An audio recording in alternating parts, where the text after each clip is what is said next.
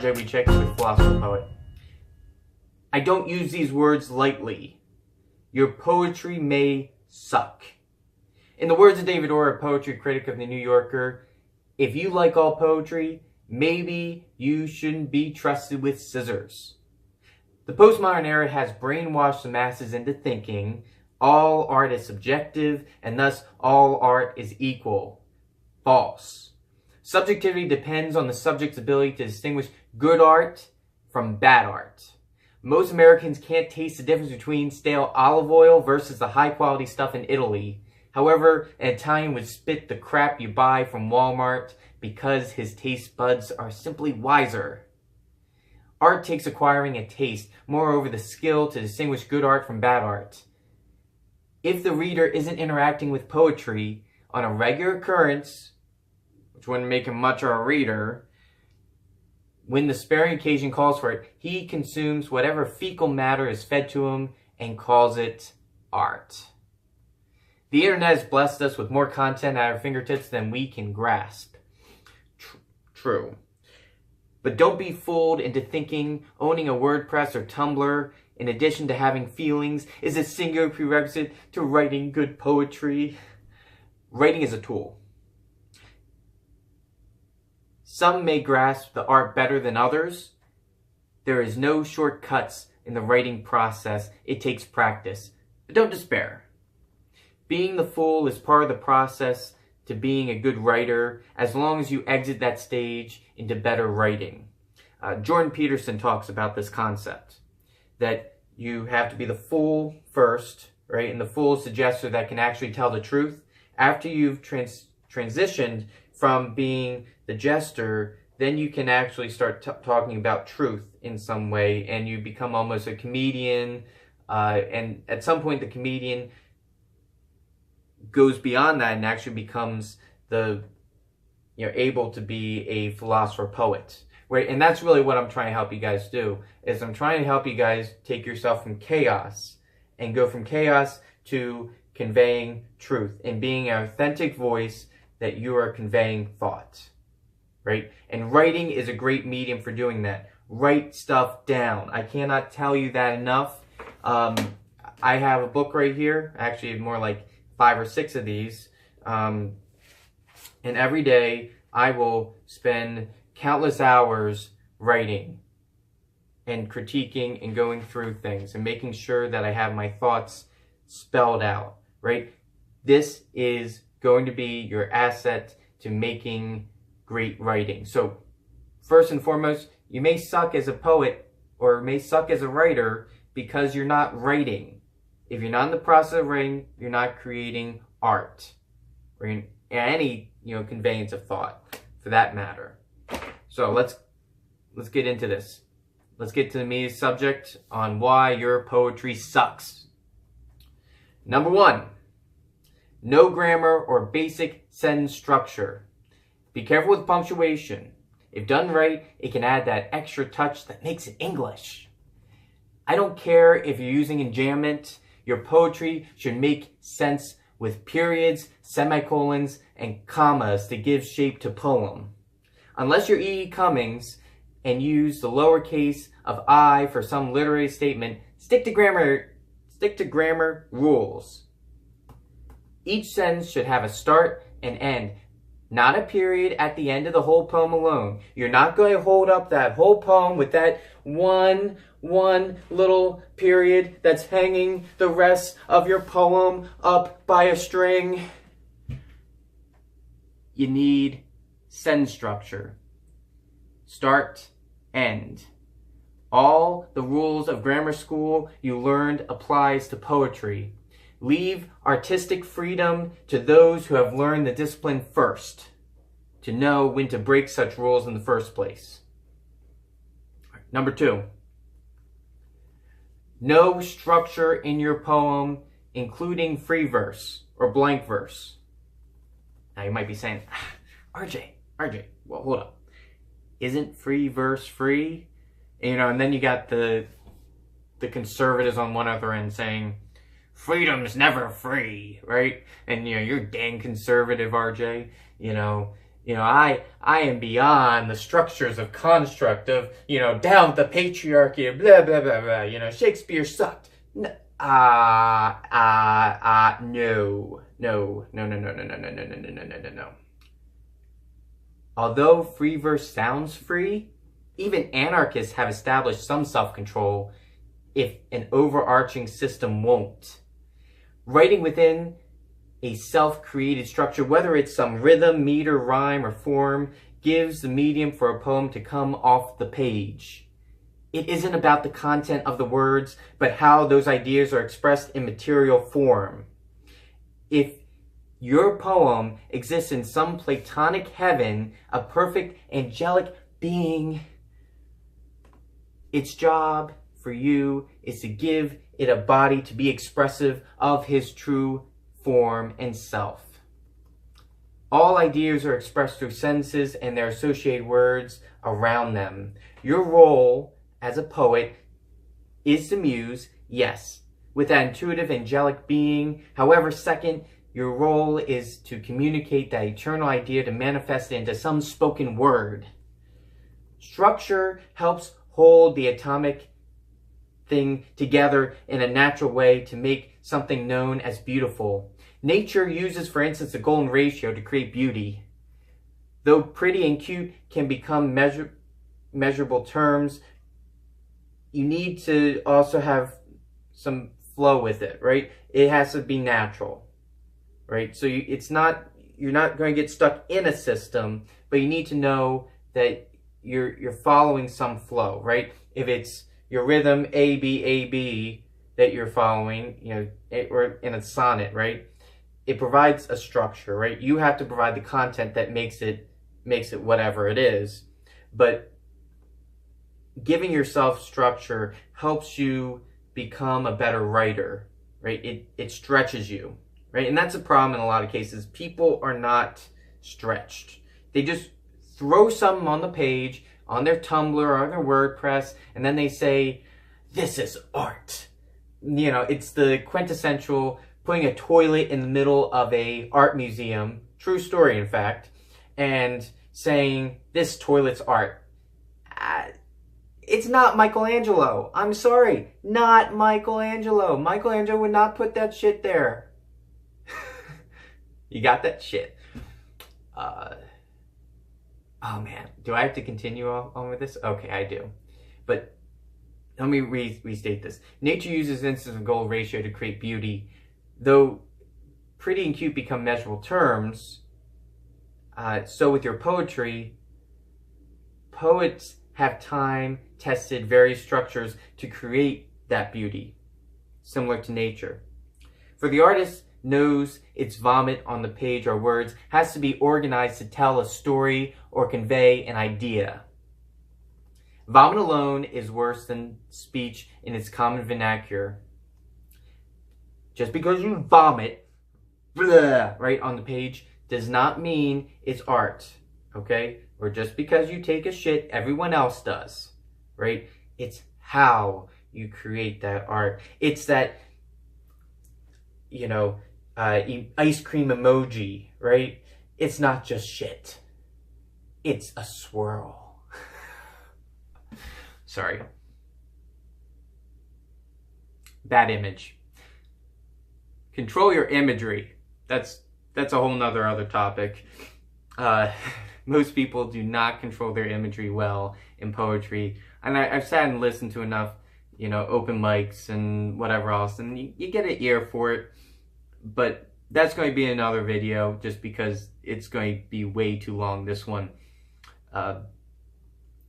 Someone once said, poetry is the best words in the best order. And maybe they don't always apply a lot of structure in the poem because they either lack the skill set or on-set intention of doing so. Even the raunchiest of poems is an innocent child before you hit the page. The poet's parents should raise the child to be moral, beautiful, and true. There is no child protective service on WordPress for bad poetry. So restrain yourself, people. I mean it. Okay. Number 3. On why your poetry sucks. You ready, folks? The reader hears more of the author than he does the poem. AKA, it's not about you. Now you're looking at yourself. Of course it's about me. It's my self-confessional poetry. It's all about me. Oh, and the struggles I went through, and how I am this social justice warrior who is traumatized by the world and triggered and pulled back from all these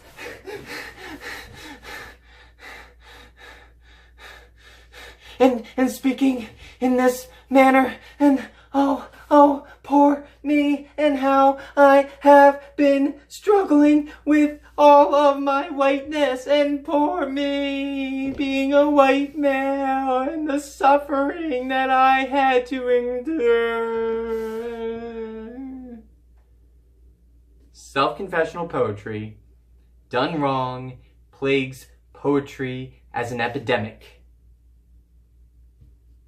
It's the parent who screams at the umpire at the baseball game in slam style. His concern is not about the welfare of the child, rather himself. The role of poet is to bring the poem to maturity. The poem should be able, once completed, to stand on its own accord, self-reliant, on no one for the quality of its content. It's all about the children.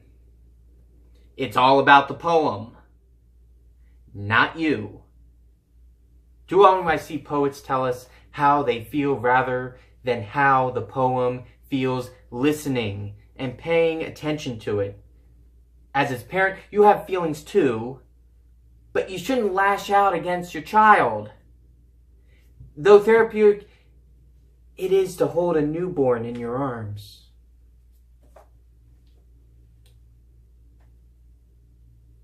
The child should not become a punching bag to express your anger.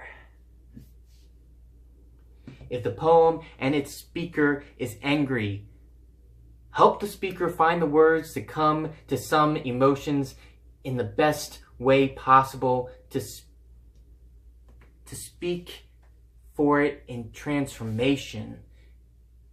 You want that sense of self to be expressed in the words they use, right? It's the voice of, or it's a mood that you provide, not necessarily the voice. The voice is dealing with the speaker, and the mood is how you sound, right? You provide or actually, I'm sorry, mood is, yeah, anyways, I'll correct it in the notes below. But you want to make sure that you are heard as narrator, you're not heard as the person, right? And you need to separate yourself in 2 different forms, right? You have your higher plane self that is connected, right, to your body and your mind, and it's you. It's your modus operandi, right? Your persona that you function by, right? And that's kind of, you know, it's above nature and nurture, right? There's 3 levels of self. You have the bottom self that's kind of this, you know, what you're raised with, your history. It might have spawned how you talk and that kind of stuff, right? That's part of you. And then you have your modus operandi, which is your functional in society. It's the writing that you do for writing poems or writing your email, whatever. It's specific trained communication skills. And then you have this higher plane of self, which is transformative of both those categories, where you're expressing yourself in such a way that you can look at it objectively, right? And kind of see how it's all shaping together, right? So with your character, they're going to have this nature, nurture, you know, way they do things, right? And then above it, they're going to have their way of doing things, right? And then they're going to have their objective view of the world, right? The poet is always trying to sit on top, right? To be the philosopher king in a way, and give structure and order to the world, right? And you can't You can't be so stuck in yourself that you're not actually conveying the idea. So let me give you an instance.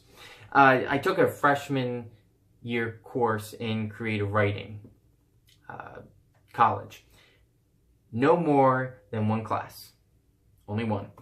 In a closed-door session with the professor, I think it was Sasha Feinstein, I told him I didn't have any feelings, that I wrote on ideas. He told me, well, if you don't have any feelings, get out of my class. Go be an accountant. Now, rather, I went to the philosophy department, and I was wrong to say I didn't have any feelings. I did and do. Rather, my voice came from an immature perspective of the world. I was too young to raise a poem and nurture it to the way it needed to help grow. I feared that the poem would somehow express, thus reveal something more about myself than I cared to share. However, the poet does not need that. The poet needs mature enough to realize the poem is not about them, unless he intends to express the artistic Platonic form of his very essence. Poetry does not aim to express the self. Get over yourself. Let your ego go. Let go my ego. Or in Greek, there's a term, lego mo ego. If you know Greek, you'll appreciate that.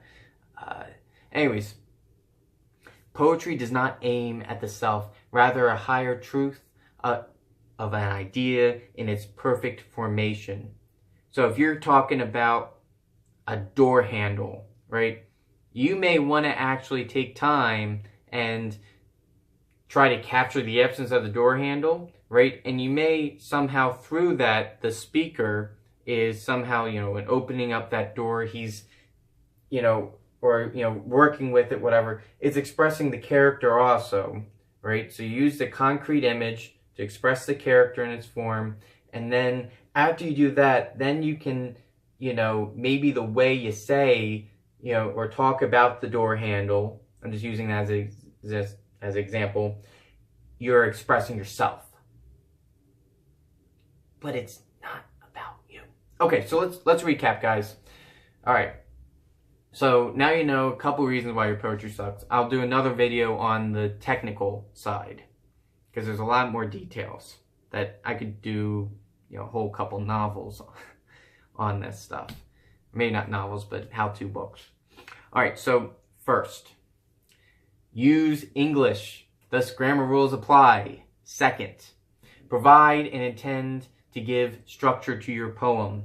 Discipline the damn child. Freedom is discipline, guys. Discipline manifests itself into known forms of beauty. Sometimes unknown, but you have to give it some structure, right? You're going to raise that child up, you better do it somehow. And third, focus on the welfare of the poem, not the welfare of the poet. Or else the poet will be on welfare. So, anyways, I hope you liked the video. I'm going to do another one tomorrow on technical language, on skill sets, that kind of stuff, to really tweak your writing and give some concrete examples. If you guys like what I did, post a poem or send me, private message me with a poem that you'd like me to review, and I'll do that also for you guys. All right, have a good one, and take care. All right, bye-bye. Did you guys leave yet? Damn, it's been like 19 minutes and 30 seconds, and you guys still haven't left yet? Leave. Do something better with your life. Write. If you haven't started writing stuff down right now out of inspiration of what I said, you are wasting your life. Go write. Alright, with that being said, guys, I'll talk to you soon. Subscribe down here, ring the bell, do something with your life, and until we meet again, keep writing. Alright, bye.